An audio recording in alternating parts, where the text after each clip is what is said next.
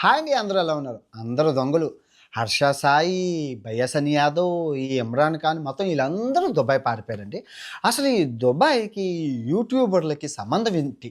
అసలు ఇంత 10,000 కోట్ల రూపాయల డబ్బు హవాలా రూపంలో ఎలా దుబాయ్ నుంచి ఇండియాకి, ఇండియా నుంచి దుబాయ్‌కి ఎలా ఈ హవాలా ఎలా జరుగుతుంది అని మీకు పూర్తిగా చెప్తాను. వీడియో సినిమాని మించి ఉంటది. అసలు మర్చిపోండి, ఇంకా సినిమాలు కూడా దీని ముందు దగ్గర, ఎందుకని అంత పెద్ద స్కామ్ ఉంది. అందుకే కదా ఇప్పుడు మీరు చూసుకుంటే ఏసీబీ, సిబిఐ ఈడీ రంగంలోకి దిగింది.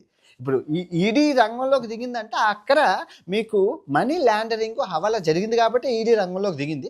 అది కూడా కోట్లలో రూపాయలు, 100 లక్ష 2 లక్షలు అయితే కాదు. ఇంకా చాలా మంది యూట్యూబర్లు అయితే దుబాయ్ పారిపోతున్నారు. అసలు అందరూ దుబాయ్ ఎందుకు వెళ్తున్నారు అంటే వీడియో చూస్తే మీకు అర్థమవుతుంది. ప్రూఫ్లతో సహా చూపిస్తాను. ఫస్ట్ అయితే ఒక లైక్ కొట్టండి. ఫస్ట్ నాతోనే స్టార్ట్ చేద్దాం. అసలు నా యూట్యూబ్ ఇన్కమ్ మీరు చూసుకుంటే ఏది 2024 నాకు వచ్చింది అక్షరాల 1,30,00,000 రూపాయలు.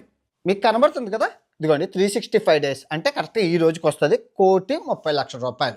ఓకే, మీరు చూస్తున్నారు కదా. ఇప్పుడు నా యాక్సిస్ బ్యాంక్ ఒక సంవత్సరం 2024 నుంచి 2025 వరకు స్టేట్మెంట్ తెచ్చి చూపిస్తాను.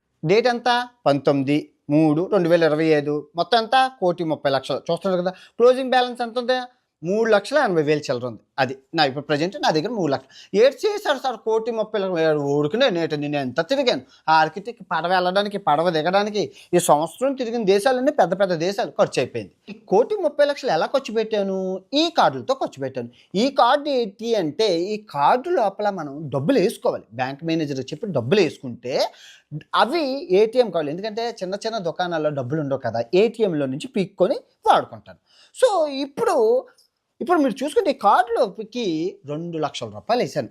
ఎలాగా అయ్యింది? నేను ఆ బ్యాంక్ మేనేజర్కి చెప్పాను, $2,000 వేయమని చెప్పాను. $2,000 వేయమంటే ఒక డాలర్ ఎంత ఉంది? 88 రూపాయలు ఉంది. సో అప్పుడు ఆ లెక్కను చూసుకుంటే $2,000కి ఎంత అయ్యింది? 1,90,000. ట్యాక్స్ ఎంత కట్ అయింది? దగ్గర దగ్గర 35,000. టీసీఎస్ అమౌంట్ చూస్తున్నారు కదా, 35,000. మొత్తం అన్నీ కలిపి బాగా గట్టిగా వేశారు. 36,000 కట్టారు. 36,000 ఏది జస్ట్ $2,000కి నేను 36,000 కట్టాను. ప్రతి నెల నేను గవర్నమెంట్కి 36,000 ఇవ్వాలబ్బా. సంవత్సరానికి ఆటోమేటిక్గా ఒక 5,00,000 రూపాయలు నుంచి 10,00,000 రూపాయలు ఈ టీసీఎస్ఏ అవుతుంది. ఇది గవర్నమెంట్ దగ్గర ఉంది. ఎవరు ఎప్పుడు ఇస్తారు అంటే మంత్ ఎండ్లో ఇన్కమ్ ట్యాక్స్ నేను ఫైల్ చేసుకుంటే అప్పుడు నాకు ఆ డబ్బులు లెక్క అటు ఇటు అన్ని లావాదేవీలు చూసుకొని మన డబ్బు మనకు వస్తుంది. ఒక రావాలంటే వస్తుంది, పోవాలంటే పోతుంది. తిరిగి దండం పెట్టుకోవడం. ఇప్పుడు అసలు సో ఈ దుబాయ్లో అసలు వీళ్ళందరూ ఎలా చేస్తున్నారంటే మీ అందరికీ చెప్తాను. దుబాయ్ హవాలా, అసలు హవాలా అనేది ఏంటంటే డబ్బు ఇక్కడ నువ్వు హైదరాబాద్లో ఇస్తే వాడు మీ అందరూ సినిమాలో చూస్తున్నట్లు ఒక చిన్న నెంబర్ ఇస్తారు. ఆ చిన్న నెంబర్ ఇస్తే ఆ నెంబర్ తీసుకెళ్ళి సగం ఈ నోట్ని సగం చింపితే సగం అక్కడ దుబాయ్లోని, సగం ఇండియాలోని. ఆ సగం నోటు తీసుకెళ్తే మ్యాచ్ అయితే అక్కడ దుబాయ్లో మనం డబ్బు ఇస్తారు. దాన్ని హవాలా అంటారు. మీ అందరికీ తెలుసు. ఇది లీగలా అంటే ఇల్లీగల్, బొక్కలో వేసి తినేస్తారు. అప్పుడు ఈ ఎండోర్స్మెంట్ డిపార్ట్మెంట్ వాళ్ళు వచ్చి మనల్ని జరిగిందని తెలిస్తే వస్తారు. అందుకే ఇప్పుడు యాక్చువల్గా సీన్ ఏం జరిగిందంటే హర్ష సాయి, ఈ బయ్యాసని యాదవ్, ఈ ఇమ్రాన్ విషయంలోని పోలీసు వాళ్ళు ఎప్పుడైతే మనీ లాండరింగ్ ఇన్వాల్వ్ అయ్యిందని వాళ్ళ నోట్లతో వాళ్ళే ఒప్పుకున్నారో, మీరు వాయిస్ రికార్డులు చూపించారు, అప్పుడు పోలీస్ డిపార్ట్మెంట్ ఏం చేసిందంటే ఈడీకి ఇచ్చేసింది, ఎన్ఫోర్స్మెంట్ డిపార్ట్మెంట్కి. మరి ఈ ఏసీబీ ఏం చేస్తుందంటే వాళ్ళేంటి యాంటీ కరప్షన్ బ్యూరో, అవినీతి నిరోధక శాఖ చట్టం ఏంటి? లంచం తీసుకుంటే అది పని. ఎక్కడైనా లంచం తీసుకుంటే లంచం పెద్దదా హవాలా పెద్దదంటే ఏది పెద్దది? లంచం చిన్నదిరా, చిన్న చేపరా. లంచం కూడా చిన్నదే. ఇంతంత లంచం కలిపి ఇంత అవుతుంది. కానీ హవాలా అనేది బల్క్లో 100 కోట్లు. ఇప్పటికిప్పుడు నేను 100 కోట్లు దుబాయ్ నుంచి ఇలా రప్పించుకోగలను. అది దాన్ని హవాలా అంటారు. ఇప్పుడు దుబాయ్, అందరూ దుబాయ్, ప్రపంచం అంతా దుబాయ్కి వెళ్ళిపోతారు. ప్రపంచం అంతా, మన ఇండియాయే కాదు. పాకిస్తాన్కి హవాలా హెడ్ దుబాయే, ఆఫ్ఘనిస్తాన్కి హవాలా హెడ్ దుబాయే, బంగ్లాదేశ్కి హవాలా హెడ్ దుబాయే, అమెరికా ఇప్పుడు ఉక్రెయిన్లో యుద్ధం అయింది, అందరూ ఎక్కడికి వెళ్ళిపోయారు? దుబాయ్ వెళ్ళిపోయారు. రష్యాలో యుద్ధం అవుతుంది, అందరూ ఎక్కడికి వెళ్ళిపోయారు? దుబాయ్. పాకిస్తాన్లో, బంగ్లాదేశ్లో యుద్ధం అవుతుంది, ఎక్కడికి వెళ్ళిపోయారు? దుబాయ్. ఇజ్రాయెల్లో యుద్ధం, అందరూ ఎక్కడ ప్రపంచంలో ఎక్కడ ఏది యుద్ధం జరిగినా ముందు డబ్బున్న వాళ్ళు పారిపోయేది దుబాయ్కే. చాలా ఈజీ, రూల్స్ ఏమి ఉండదు. ఎలాగెళ్ళి అలా తీసుకొని వచ్చేయచ్చు. ఎలాగెళ్ళి డబ్బు ఉంటే చాలా అన్ని కొండ మీద. దుబాయ్ గవర్నమెంట్ ఏమంటుందంటే మీరు కొట్టుకు సావండి, మా దేశానికి డబ్బు తెండి అంటుంది. అంటే అక్కడ అర్థం ఏంటంటే దుబాయ్లోని లోపల నీకు అన్యాయం జరగదు. మీ దేశం బయటని మీరు ఏదైనా చేసుకోండి, దుబాయ్ దగ్గర డబ్బు వచ్చేసాక అది అక్కడ డబ్బే. సో ఇప్పుడు ఈ యూట్యూబర్లు అందరూ ఏం చేస్తారంటే 2,00,000 రూపాయలు పెట్టి ఫ్రీలాన్సింగ్ వీసాని తీసుకుంటారు. ఫ్రీలాన్సింగ్ వీసా తీసుకుంటే వీడికి దుబాయ్ ఐడి అక్కడ ఉన్నట్లు, తర్వాత బ్యాంక్ అకౌంట్ ఇస్తారు. సో ఆ బ్యాంక్ అకౌంట్ నువ్వు దేనికి ప్రపంచంలో ఎక్కడికి ఇచ్చినా వచ్చే డబ్బుకి ట్యాక్స్ ఉండదు. సో ప్రపంచంలో అందరూ ఇంత ఈజీగా ఉండదు వల్ల ప్రపంచం అందరూ ఇక్కడ వాడికి దుబాయ్ ఓడికి వచ్చే లాభం ఏంటంటే దుబాయ్ ఓడికి వచ్చే లాభం ఏం లేదు. ఇప్పుడు హర్ష సాయి వెళ్ళిపోయారు, ఈ ఇమ్రాన్ వెళ్ళిపోయారు, ఈ బయ్యస్ అని యాదవ్ ఎక్కడికి వెళ్ళిపోయారు? ఫ్లైట్లో వెళ్ళారు. ఫ్లైట్ అయిపోయిన వెంటనే ఎక్కడ దిగారు? కారు అయితే తీసుకున్నారు. మరి కారు డబ్బులు వచ్చినట్లు. కారు అయిపోయిన వెంటనే ఎక్కడికి వెళ్ళారు? హోటల్కి వెళ్ళారు. మరి హోటల్ డబ్బులు వచ్చినట్లు. హోటల్లో అయ్యాక ఎక్కడికి వెళ్ళారు? అన్నం తినడానికి రెస్టారెంట్కి వెళ్ళారు. మరి రెస్టారెంట్ డబ్బులు వచ్చినట్లు. రెస్టారెంట్ ఎక్కడికి వెళ్ళారు? అక్కడ స్విమ్మింగ్ పూల్, అది డబ్బులు. అక్కడికి వెళ్ళాక ఎక్కడికి వెళ్ళారు? ఈ ముగ్గురు బార్కి వెళ్ళారు, అది డబ్బులు వచ్చి. సో ప్రతిదీ డబ్బే కదా, ఎంతమంది వస్తే అంత లాభం. సో దుబాయ్కి ఈ డబ్బు రావడం పోవడం వల్ల ఏం ఉపయోగం లేదు. కానీ ఈ ఖర్చు పెట్టే డబ్బు దుబాయ్లో. ఇప్పుడు ఈ హర్ష సాయి నెల రోజుల నుంచి దుబాయ్లోనే ఉన్నాడు. మన నెల రోజులు దగ్గర ఒక 5 లక్షలు ఖర్చు పెట్టిన డబ్బే కదా. సో అందుకు దుబాయ్ ఈ సిస్టమ్ పెట్టింది. అందరూ ప్రపంచం నలుమూల నుంచి అందరూ ఇదే పత్యాపారం. సో ఇప్పుడు అసలైన కథ ఏంటంటే ఈ బెట్టింగ్ యాప్ వాళ్ళకి డబ్బులు ఎలాగ వెళ్తున్నాయి, ఈ దుబాయ్ హవాలే ఏంటి మాకు అర్థం అవ్వట్లేదు. క్లియర్గా అట్టుపండు వలిచినట్లు చెప్పండి అంటే జాగ్రత్తగా వినండి. జాగ్రత్త, సూపర్. ఇది ఈడీ వీళ్ళందరినీ హ్యాండిల్ చేస్తుంది ఈడీ. ఎండోర్స్మెంట్ డిపార్ట్మెంట్కి కూడా తెలియదు. ఎందుకంటే ఇంటి దొంగని ఈశ్వరుడు కూడా పట్టుకోలేరు. అర్థం ఏంటంటే మన దొంగని, ఇంట్లో ఉన్న దొంగని శివుడు కూడా పట్టుకోలేరు. అది అంత ఈజీ. కాకపోతే ప్రపంచయాత్రకు నా అన్వేషణ 5 సంవత్సరాల నుంచి వీళ్ళందరినీ అబ్జర్వ్ చేశారు. నేను హవాలాతో మాట్లాడాను, హవాలా గ్యాంగులతో తిరిగాను. సో తర్వాత ఈ మొత్తం ఈ స్క్రాప్ అంతా ఈ బెట్టింగ్ యాప్లతో సరదాగా మాట్లాడిన నా రేట్ ఎంత, నాకు ఒక రేట్ ఉంటుంది కదా, నేను తక్కువ చిన్న నా రేట్ ఎంత నాకు ఎంత ఇస్తావు, ఎక్కడి నుంచి వస్తుంది అమౌంట్ అన్నీ అడుగుతాను. సో అవన్నీ చెప్తారు. అవన్నీ చెప్పేసి ఈ చెవితో వినేసి మెమరీ కార్డులో దాచేసుకుంటారు. ఇప్పుడు వదిలేదు, అంతా డేటా అంతా రికార్డెడ్. Okay, first scam. జాగ్రత్తగా వినండి, పోలీసు వాళ్ళకి కూడా మతులు పోతాయి. ఇప్పుడు హర్ష సాయిని కానీ, ఇమ్రాన్ కానీ, బయ్యా సన్నీ యాదవ్ కానీ ఈ ఎండోర్స్మెంట్ డిపార్ట్మెంట్ ఏదైనా చేయగలదంటే జుజుబి నా ఎందుకు చేయలేదు సార్ అంటే వీళ్ళ పరిధిలో ఏముంది? డేటా తెప్పిస్తారు, బ్యాంక్ స్టేట్మెంట్, ఇప్పుడు నా బ్యాంక్ స్టేట్మెంట్ చెక్ చేస్తారు, అలాగే చెక్ చేస్తారు, ఇన్కమింగ్ అవుట్ గోయింగ్ చూస్తారు, ఓకే క్లియర్ మీరు వెళ్ళిపోండి అంటారు. కానీ అవుట్ ఆఫ్ ద బాక్స్ వెళ్ళాలి. అవుట్ ఆఫ్ ద బాక్స్ అంటే సిబిఐ ఎలాగైతే అవుట్ ఆఫ్ ద బాక్స్ వెళ్తుందో, అంటే ఈ చట్టం న్యాయం ధర్మం కదా, లాఠీ తీసుకొని అంటారు అని వాళ్ళు మొత్తం 3rd డిగ్రీ పడాలి. 3rd డిగ్రీ పడితేనే కానీ నిజం కక్కరు. చెప్తాను చూడండి, జాగ్రత్తగా వినండి. నాకు మా గ్యాంగ్ నాకు చైనా సిరీస్ హిట్ అయ్యేటప్పుడు ₹1,00,00,000 ఆఫర్ వచ్చింది. బాగా విపరీతంగా. నాకే నెలకి 30 లక్షలు వచ్చాయి స్వామి. నాకే నెలకి 30 లక్షలు వస్తుంటే నాకు ₹1,00,00,000 ఏంటి ఆడు ఓపెన్. కాకపోతే నేను 5 కోట్లు అడిగినా ఇస్తారు. మీరు నాకు ఎలాగిస్తారు అండి అని అడిగాను. ఏం లేదు సార్, ఇప్పుడు మీరు చైనాలో ఉన్నారు కదా, నేను చైనాలో మీకు ఎంత అమౌంట్ కావాలంటే అంత అమౌంట్ సెట్ చేసేస్తాం సార్ అని అన్నారు. ₹1,00,00,000 ఇస్తారు కదండి, మరి అకౌంట్లో నేను ట్యాక్స్ని ఎలా మేనేజ్ చేసుకోవాలంటే 20/80 అన్నారు. మా కోడ్ ఉంటుంది.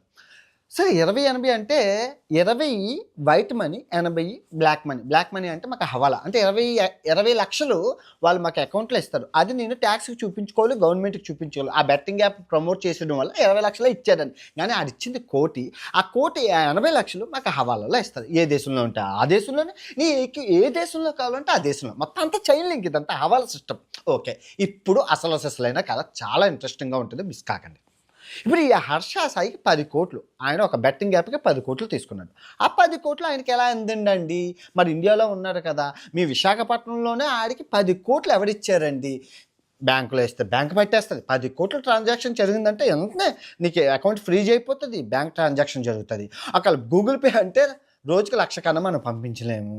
ఇంకా ఫారెన్ రెమిటెన్స్ 10 లక్షల ఫారెన్ నుంచి వచ్చిందన్నా కూడా దానికి నువ్వు అకౌంట్లో లెక్క చెప్పుకోవాలి ఏం చేసావని. సో మరి ఎలా జరిగింది అసలు ఈ 10 కోట్లు హర్ష సాయికి వీళ్ళు అలాగిచ్చారు? చాలా ట్విస్ట్. ఇదిగో మీరు గెస్ట్ చేయండి, మీరు ఏం గెస్ట్ చేసి ఉంటారు? ఈ 10 లక్షలు అసలు ఎలాగెళ్ళింది, 10 కోట్లు ఎలాగెళ్ళిందని 3 వేలో వెళ్ళింది.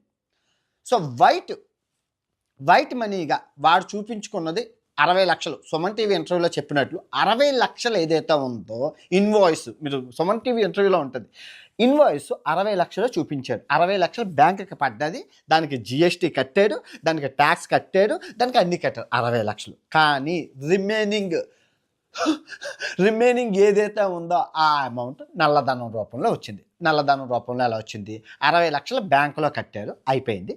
కానీ మిగతా 40 లక్షలు ఏదైతే ఉందో లిక్విడ్ క్యాష్ ఎలా వస్తుందంటే మీకు తెలుసు కదా, మనం ఇలా చిటికలో ఎక్కడి నుంచి ఎక్కడికి ఎవరు కావాలన్నా పోలీసులు కళ్ళు గప్పి ఆయనకి 40 లక్షలు అయితే అందింది. అందుకే ఇలా దొరికినోడికల్లా డబ్బులు ఇస్తూ ఉంటారు. ఆయన రోడ్డు మీద చూసుకుంటే ఎవరు దొరికితే ఆయన డబ్బులు ఇచ్చేస్తుంటారు. సూట్ కేసు ఓపెన్ చేయడం 10 మంది ఉంటారు బాడీ గార్డులు.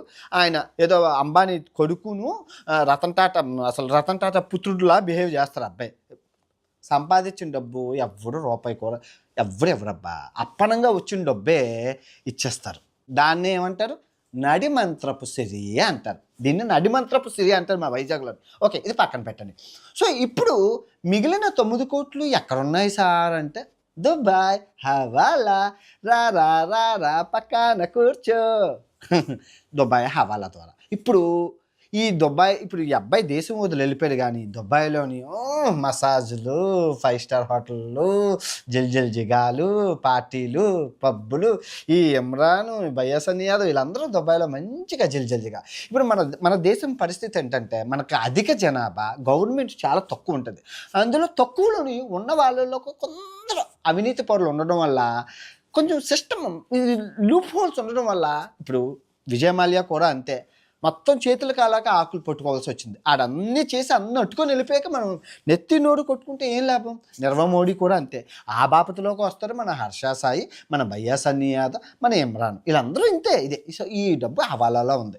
ఎవరి డబ్బు అన్నీ హవాలాలో ఉండడం వల్ల దుబాయ్లోని వీళ్ళు హ్యాపీగా చిటికేస్తే దుబాయ్ వెళ్ళిపోతారు. సో మరి వాళ్ళు ఎలా పట్టుకోగలం సార్ అంటే సింపుల్, ఇంటర్పోల్ ఆఫీసర్స్ని రంగంలోకి దించాలి. ఇక్కడ చిన్న వాటికి ఇంటర్పోల్, స్టేట్ గవర్నమెంట్లు, సెంట్రల్ గవర్నమెంట్లు ఇన్వాల్వ్ అయిపోయి, అంటే చిన్న చేపలు కదా. ఇప్పుడు 10,000 కోట్లు స్కామ్ చేసిన వాళ్ళే హ్యాపీగా వెళ్ళిపోయారు. ఈ చిన్న 10 కోట్లకి 6 కోట్లకి మనం ఇంటర్పోల్ ఆఫీసర్స్ని గట్టిన ఇన్వాల్వ్ చేసేసి అది చాలా waste of time, waste of money. మరి వీళ్ళని ఎలా పట్టుకోవాలంటే సింపుల్, పాస్పోర్ట్లు సీజ్ చేస్తే పని అయిపోతుంది. ఎలాగంటే ఇప్పుడు వెస్ట్రన్ యూనియన్ అనే ఉంది. అదేంటంటే అమెరికా నుంచి కానీ, లండన్ నుంచి కానీ, ఏ దేశం నుంచి అయినా దుబాయ్లో ఉన్న వీళ్ళకి ఒక 5,000 రోజుకి లిమిట్ ఉంటుంది, $5,000. సో $5,000 వాళ్ళు పంపించుకోవచ్చు అనమాట. సో వాళ్ళు అక్కడి నుంచి ఈ పాస్పోర్ట్ మీద $5,000 పాస్పోర్ట్ ఉంటే చాలు. $5,000 కొడితే 18 అంకెల నెంబర్ ఉంటుంది. ఆ 18 అంకెల నెంబరు తీసుకెళ్ళి ఎంటీఎస్ నెంబర్ అంటారు. ఆ 18 అంకెల నెంబర్ తీసుకెళ్ళి వెస్ట్రన్ యూనియన్లో చూపిస్తే ఆ నెంబర్ చూస్తే డబ్బు ఇచ్చేస్తారు పాస్పోర్ట్ వెరిఫికేషన్ చేసుకొని. సో తర్వాత వాళ్ళు దుబాయ్ నుంచి వేరే దేశంకి వెళ్ళకుండా పాస్పోర్ట్ మీకు సీజ్ అయిపోతుంది. ఎక్కడికి వెళ్ళడానికి అవ్వదు. సో ఆ విధంగా అప్పుడు ఏమవుతుంది, డబ్బులు లేక సచ్చినట్లు ఎంబసీకి వెళ్ళి కొత్త పాస్పోర్ట్ అప్లై చేసుకోవడం, లేక ఇండియా రావడం ఏదో జరుగుతుంది. సో ఆ విధంగా అయితే పాస్పోర్ట్ సీజ్ అయితే అయిపోతుంది. ఈ హవాలా బెట్టింగ్ సిస్టమ్ వల్ల నష్టాలు, అమాయకమైన ప్రజలు బలైపోతున్నారు. తర్వాత మన దేశం యొక్క డబ్బు విదేశాలకు వెళ్ళిపోతుంది. తర్వాత క్రైమ్ రేట్ పెరుగుతుంది. మీరు చూసుకుంటే ఈ బెట్టింగ్ యాప్లు అన్నీ ఎక్కడ ఉంటాయంటే విదేశాల్లో ఎక్కడో ఉంటాయి. వీటిని ఎవరు ఆపరేట్ చేస్తారంటే మీకు తెలిసిందే, మన దేశం యొక్క బలం ఏంటి చెప్పండి? భారతదేశానికి బలం ఏంటి? యువత. ఆ యువతను మనం నాశనం చేసామంటే దేశం నాశనం చేసినట్లే కదరా, సింపుల్. సో ఆ యువతను టార్గెట్ చేసుకుంటున్నారు. ఈ బయ్యాసన్ యాదవ్ కానీ, ఈ హర్ష సాయి కానీ, వీళ్ళంతా యూత్ని అట్రాక్ట్ చేసుకొని వాళ్ళని బెట్టింగ్ ఊబుల్లోకి దించి వీళ్ళ ఎజెండా అంతా అంతే, టార్గెట్ ఓన్లీ యూత్. వాళ్ళని నాశనం చేస్తే దేశం నాశనం చేయొచ్చని వాళ్ళు తెలుసుకొని చైనా గవర్నమెంట్స్, తర్వాత ఈ పాకిస్తాన్ గవర్నమెంట్స్ చాలా తక్కువ ఇది హ్యాండిల్ చేయడం. చాలా ఎక్కడో రిజిస్ట్రేషన్ చేస్తారబ్బా. ప్రపంచంలో చిన్న ముక్కులో పొక్కంత దేశాలు బోల్డ్ ఉన్నాయి. 5 లక్షలు ఇచ్చేస్తే రిజిస్ట్రేషన్ అయిపోతుంది ఎంతసేపు. అవి తీసుకొచ్చి ఇక్కడ మన ప్రాణాలు అయితే చేస్తాం. అవునట్లు నిమ్మకాయలు ఏంటంటే మా ఐదార్సన్ దిష్టి ఎట్టేస్తారు. దిష్టి, ఇరుగు దిష్టి, పొడుగు దిష్టి, మీ దిష్టి, అందరి దిష్టి, ఎదవల దిష్టి, బెట్టింగ్ యాప్ గాల దిష్టి, శత్రువుల దిష్టి, శత్రు వినాశనం, అందరూ వినాశనం. ఓకే, ఈ 2 వీడియోలు చూడండి. అప్పుడు ఎప్పుడో చెప్పిన ఈ ఎన్ని కథలు ఎవరు వినలేదు, చూడండి ఈ 2 వీడియోలను.